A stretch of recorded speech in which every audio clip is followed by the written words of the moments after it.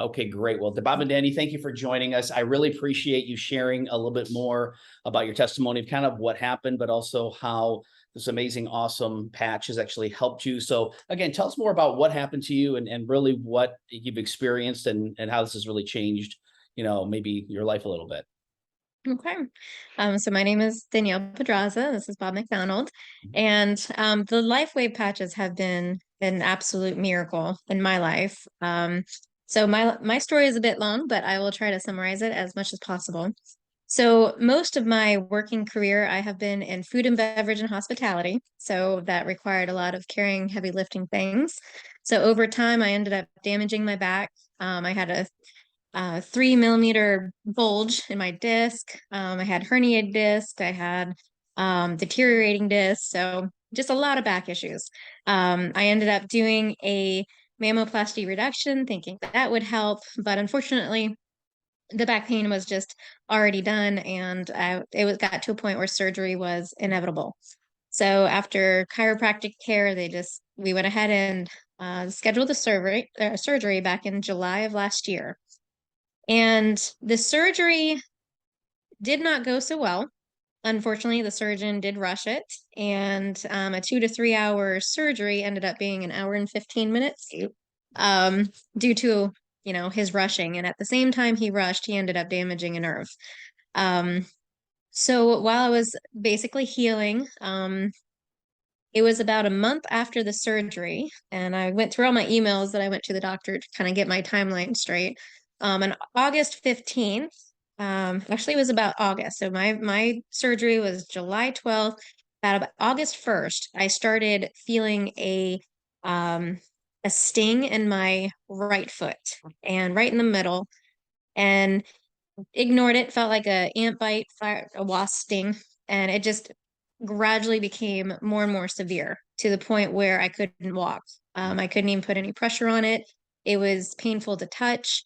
So I ended up going back to the doctor and I said, something's wrong. What is this? And they ended up diagnosing me with RSD, which is reflex sympathetic dystrophy. There is a new name. I think it's complex something something, but what I was told was reflex sympathetic dystrophy. And after a lot of research, it is basically they damaged a nerve during the surgery, and this was a consequence of it.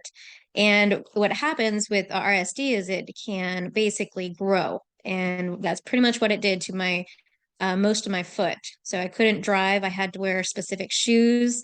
I couldn't sleep at night. It basically was frequent spasms and it was constant pain. And it's put me into a whirlwind of depression. And just when you're in pain 24/7 and just nothing stopping, it was debilitating. I ended up getting a handicap sticker for my car. I was able to get a handicap sticker because with RSD, they say it's an incurable disorder.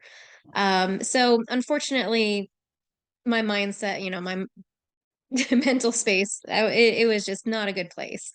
So we tried everything. The doctors was recommending a nerve block surgery, and again, didn't want to go through surgery again. And plus, with the nerve blocking, then it basically will definitely kill the nerve, and then you'll have no feeling. So the end, result on what their resolution was just was not good.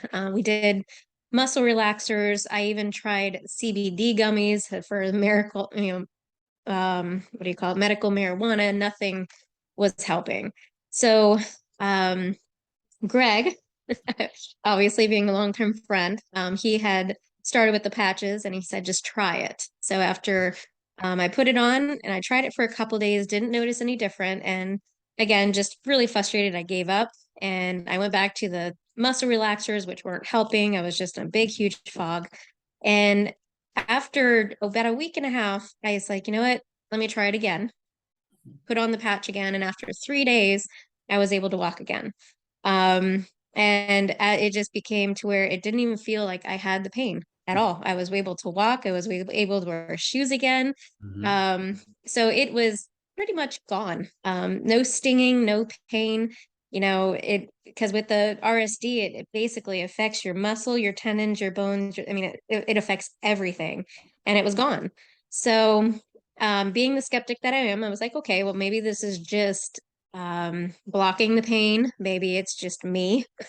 So I ended up taking the patch off, and I was off of it for a good month and a half because I wanted to see if the pain would come back. Maybe it was just masking it. Maybe it just, it was still there, but it Mhm. was, just being blocked. But after a month and a half, it didn't come back, and I've been fine ever since. So, and Mhm. that was August 15th of last year. Yep. So, of course, I got to wear my pretty shoes again. Yep. I feel obviously mentality is much better. I'm happy because looking back at it, if that was going to be something I was going to live the rest of my life with, and I'm super grateful and humble that now I'm actually able to walk. So during that time of the month and a half, I still had the patches.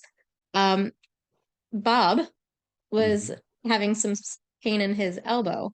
Mhm. So you tell him, during Okay. that time, because you were Yep. major skeptic that it wasn't going to do Yeah, anything. I didn't really know what this patch thing was, but she wanted me to, well, we were on the auto ship and she wasn't going to be using them because we made the decision that, well, if this pain comes back and the only thing that makes it go away is constantly wearing these patches and she has to wear them for the rest of her life, we were debating, we're not legal happy people by any sense of the imagination. But we're thinking, well, if she's going to have to pay, $100 a month for the rest of her life, then maybe that doctor who screwed up the surgery needs to share in that. Yep. So I said, okay, I'll go ahead and wear them because I was had some tendonitis in my right arm that I had been fighting for months. I tried everything under the sun to make it go away, and it just wouldn't go away. And I didn't want to have to get into shots and stuff, but at any rate, she said, try the patches. And after 5 days, tendonitis was gone. So I was very happy to have that behind me. It was getting quite uncomfortable, making it difficult, obviously, to work out. So, Mhm. so I made me a believer as well. Yes. And So that isn't that amazing? But Go ahead. Sorry. oh, go ahead. I was gonna say the other thing that I was really excited to learn is, during I've had a lot of health issues most of my life. I was diagnosed with fatty liver and obviously leaky gut, but I have been on a watch for my liver due to the fatty liver. And the doctor referred me to this research institute where I actually was a candidate. I um, basically met all the means to be a candidate for research. all the research for this drug, medical for the liver, because of my numbers were really, really high. So at the same time, we were acquiring a business on the other coast. So I said, well, I don't have the time to commit to go in 3 times a week to get whatever injections they have for me.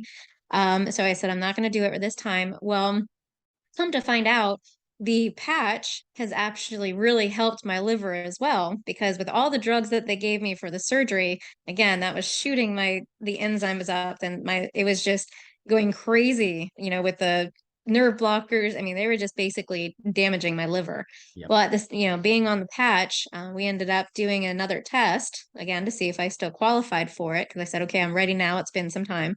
My liver levels are back to normal, and I haven't changed my diet. I haven't changed anything.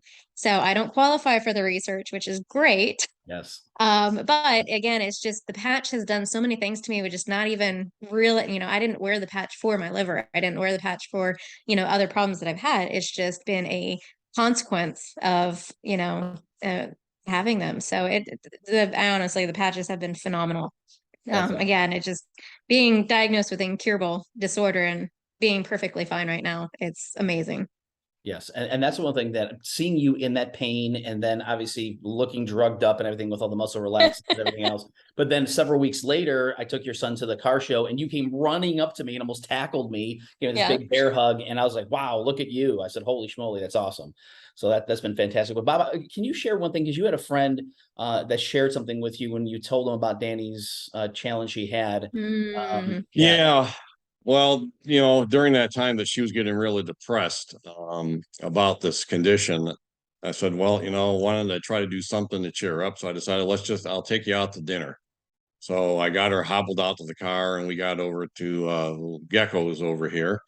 And we got inside and I got her seated and what have you. And I just started looking around a little bit and I saw a couple of our friends sitting across the restaurant. And I said, oh, why don't you just stay here? I'm going to go over and just say hi, be polite, and greet them. And I'll just extend your apologies because you really can't walk now. So I'll just stay here. So I get up and go over and I see Kim and John, and I started explaining that you had this condition, RSD. Kim had just gotten up, she was going to go over and talk to Danny. And as soon as that came out of my mouth, John looked at me with a very blank stare, paused for a few seconds, said, I'm really sorry to hear that, and kind of quickly changed the subject. John's a PA. And I didn't know a lot about this condition. I'd never heard of it before. I didn't really understand it. But anyway, so long story short, after the patches and Danielle's miraculous recovery, we were out one night with Kim, and Kim pulled me aside and said, I didn't want to tell you this, but now that she's doing better, I'm going to go ahead and tell you. John told me that a lot of people with this condition commit suicide over it because it's just so devastating. They can't take the pain, and they just end up ending their lives.